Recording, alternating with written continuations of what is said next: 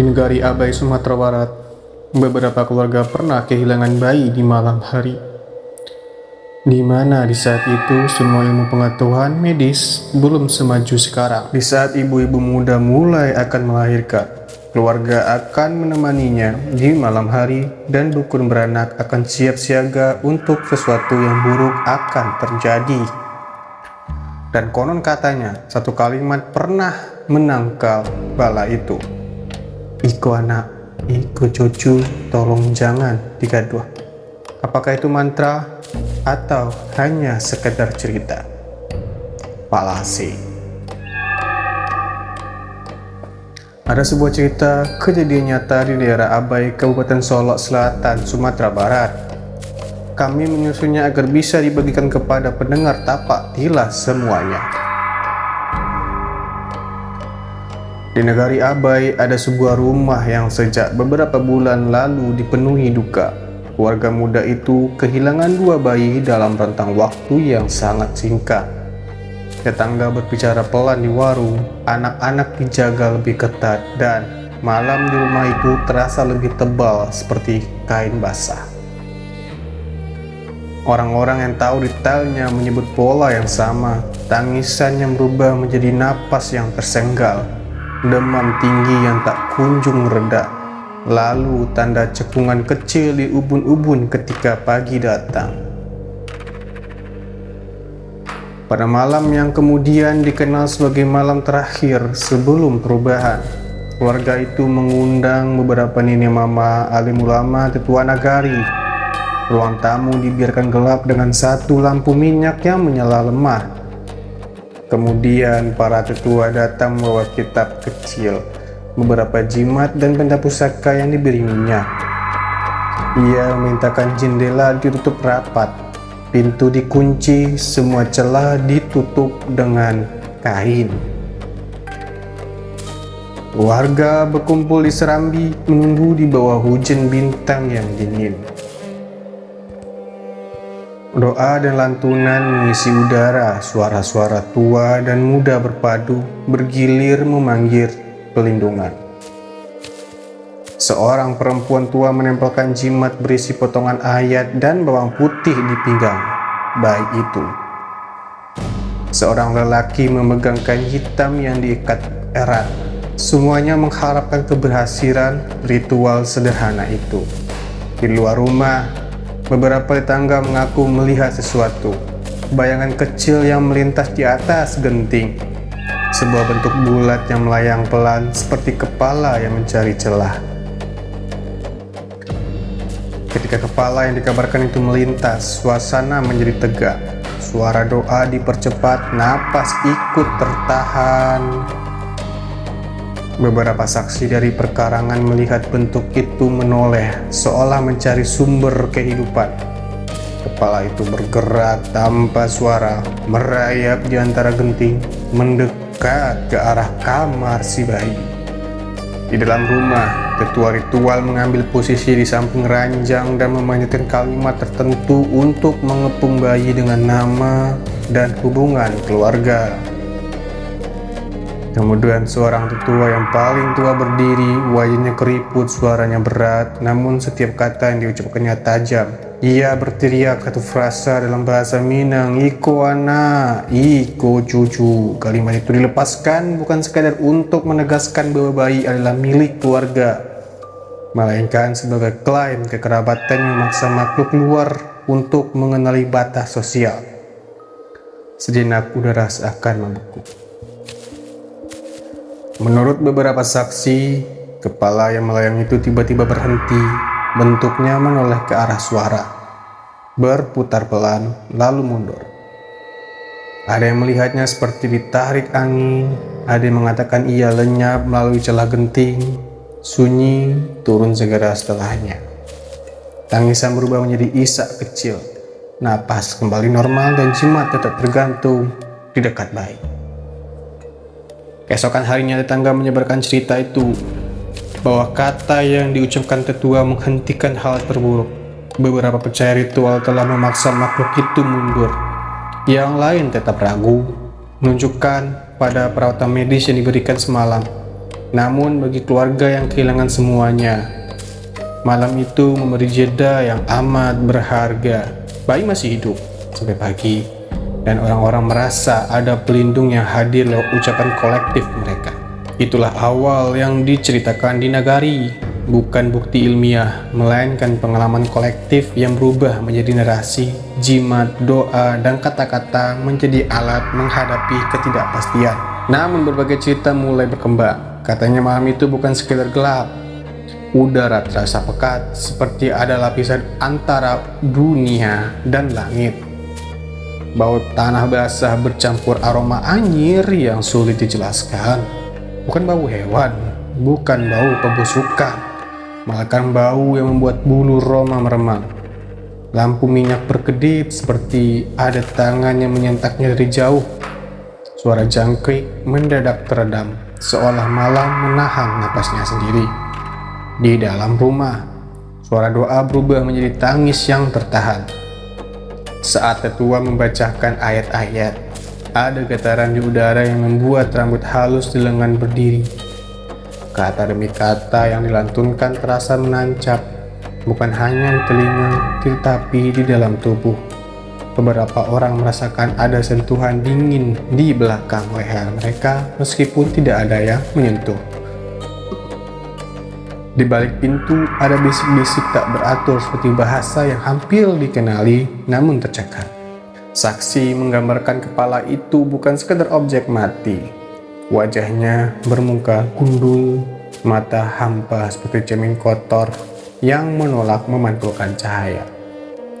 Dari bawah rambut kusutnya ada kilau merah seperti urat yang berdenyut. Ketika kepala itu melayang, ia tidak meluncur, ia menekan ruang, membuat tekanan yang bisa dirasakan pada dada. Beberapa orang merasakan rasa mual mendadak, ada yang muntah karena bau yang datang bersamanya. Ada yang melihat sesuatu keluar dari mulut kepala itu seperti benang tipis berwarna hitam yang melayang mencari udara. Benang itu menjala genting, menyentuh genteng, lalu kembali ke bawah. Ketika ketua mengucapkan nama keluarga, benang itu bergetar dan berhenti, menarik napas panjang. Kepala itu menengadah, membuka mulutnya, dan terdengar suara seperti isak bayi yang disaring lewat kaca jauh. Di antara orang tua yang melihat, ada yang menunjukkan pada detail yang mengganggu. Cekungan di antara hidung dan bibir yang tidak ada. Hilang satu garis kecil itu di beberapa wajah yang dicurigai. Tanda itu muncul pada malam-malam tertentu. Ketika mata tak lagi bisa menipu, di banyak rumah, bayi yang diyakini hampir diserang sering ditemukan dengan cekungan di ubun-ubun, bekas yang tampak seperti noda hitam kecil yang menembus kulit. Ketua berkata tanda itu bukan sekadar cacat fisik, melainkan bukti perjanjian yang rusak. Manusia yang mencabut filtrumnya dianggap telah memberi sesuatu kepada kegelapan untuk mendapatkan umur atau kekuatan. Sebagai balasannya, kegelapan menuntut saripati bayi. Tanda itu adalah tanda kontrak putus yang masih menunggu pelunasan. Ritual yang paling memaksa bukan hanya doa. Ada bagian di mana tetua mematahkan sedikit ujung kain lalu menggoreskan sedikit darah jari kepada kain itu. Darah itu dicampur dengan abu dari daun yang dibakar dan bawang putih yang dipotong. Campuran itu diikat menjadi sebuah simpul hitam yang kemudian ditempelkan di perut bayi. Saat simpul terikat, tetua menggerakkan jari telunjuknya seperti menulis nama-nama leluhur di udara. Ucapan iko anak, iko cucu diulang ketiga kalinya, lalu diikuti desisan nama keluarga, nama ibu, nama nenek, nama yang dipakai untuk memanggil roh keluarga. Ketika nama terakhir disebut, ada suara seperti angin yang keluar dari suatu titik di dalam rumah. Bukan dari luar. Suara itu seperti mengiyakan atau menolak. Tidak pernah netral jika suara itu menolak, kepala mundur, jika tidak, kepala mendekat lagi. Setelah malam itu, mimpi warga berubah. Anak-anak mimpi melihat kepala melayang di ambang jendela. Orang dewasa mimpi mendengar tangisan bayi yang bukan dari rumah mereka. Beberapa yang paling sensitif melihat bayang-bayang melintas di sudut-sudut, selalu pada jam yang sama antara pukul 2 dan 3 dini hari. Mereka menyebut jam itu jam palasi karena kekosongan waktu seperti dibuka untuk makhluk itu masuk. Ada yang melaporkan bahwa jika seseorang berbohong kepada tetua atau menyembunyikan dosa keluarga, suara kecil itu akan memanggil namanya di malam hari, memancing dia keluar rumah. Itu tidak sering terjadi, namun cukup untuk menjaga komunitas terus waspada. Ketakutan menjadi penjaga yang halus. Di ranah Minang, kata bukan hanya alat komunikasi, kata bisa menjadi pagar yang menahan kegelapan, bisa menjadi pisau yang memutus kontrak dengan makhluk. Itulah yang membuat frasa sederhana itu menakutkan sekaligus kuat. Saat orang-orang tua mengucapkannya, bukan hanya lidah yang bekerja, sesuatu di udara disentuh, sesuatu yang lebih tua dari adat melakukan penilaian. Pada akhir malam, ketika kepala lenyap dan lampu minyak kembali stabil, ada rasa kelegaan yang tak bisa diukur. Kelegaan itu bukan kemenangan mutlak, ia hanya jeda, sebuah perjanjian rapuh antara yang hidup dan yang haus.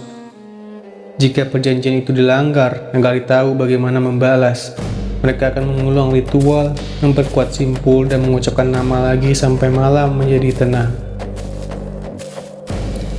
Di dalam Nagari, sebutan itu lahir pelan dari bisik ke bisik ketika cerita tentang kepala yang melayang dan bayi yang kehilangan saripati terus mengikat rasa takut. Orang tua tidak lagi cukup menyebutnya dukun atau ilmu hitam. Mereka mencari satu nama yang menegaskan perbuatan itu.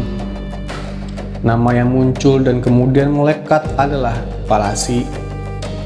Kata itu dipilih karena menggambarkan inti ancaman, bukan hantu yang biasa, melainkan sesuatu yang berhubungan langsung dengan kepala dan penghiasapan kehidupan. Secara logis nama itu masuk akal. Dalam bahasa setempat, kepala berarti kepala, akhiran seperti si atau i memberikan nuansa makhluk atau benda. Gabungan palasi dengan wajah sebagai penanda yang berkaitan dengan kepala atau kepala itu sendiri. Karena legenda menggambarkan kepala yang terlepas dan melayang, istilah palasi menjadi deskriptif sekaligus simbolis. Mendengar kata itu, warga segera membayangkan kepala yang menyelinap di genting. Mula-mula nama itu dipakai oleh ibu-ibu yang berjaga malam karena menenun cerita sambil menjahit jimat. Kemudian tetua adat memakai kata itu dalam pertemuan Nagari, menyebut ancaman palasi ketika memberi nasihat kepada kelakuan dan batas kekerabatan. Ketika orang yang dihormati mengucapkannya, kata itu berubah dari bisik menjadi instrumen sosial, menyatukan ketakutan menjadi satu bentuk yang bisa ditanggulangi melalui ritual jimat dan penjagaan kubur. Maknanya sederhana namun berat. Dalam pengertian lokal, plastik adalah makhluk yang mencari saripati kehidupan bayi, pemakan darah, atau tenaga ubun-ubun, manifestasi ilmu hitam yang bersekutu dengan kegelapan. Sebutan ini juga membuat moral, pelanggaran adat yang menghasilkan kutukan, konsekuensi ambisi yang melampaui batas manusiawi. Dalam satu istilah, palasi merangkum aspek biologi, sosial, dan etis, kehilangan bayi, pengkhianatan dalam komunitas, dan hukuman atas keserakahan. Ketika kata itu diucap, ia mengubah pola tindakan di Nagari, menyebut palasi memicu langkah protektif yang jelas, menyiapkan jimat berisi air dan bawang putih, mengunci pintu pada malam-malam rawan, memanggil tetua untuk mengucapkan silsilah dan menegaskan klaim keluarga. Seiring waktu, cerita dan nama itu menyebar ke negari lain, masuk ke laporan, film, dan perbincangan kota. Palasi berubah dari fenomena lokal menjadi warisan tertutur yang memperingatkan generasi baru. Jagalah anak, jagalah adat, dan jangan menukar nyawa untuk kekuasaan. Nama itu bekerja ganda sebagai penanda bahaya konkret dan sebagai alat kontrol moral yang mempertahankan norma komunitas. Akhirnya, menyebut palasi bukan sekedar memberi label pada makhluk. Itu adalah upaya memahami dan menghadapi ketakutan paling intim, ancaman terhadap kelangsungan keluarga. Nama yang lahir dari kata kepala menjadi sakral karena ia menyatukan penglihatan, pengalaman, dan tindakan. Di setiap rumah yang baru melahirkan, di setiap malam yang panjang, nama itu diulang-ulang, sebuah pengingat bahwa ada batas yang tidak boleh dilanggar dan bahwa komunitas akan bersatu untuk menegakkannya.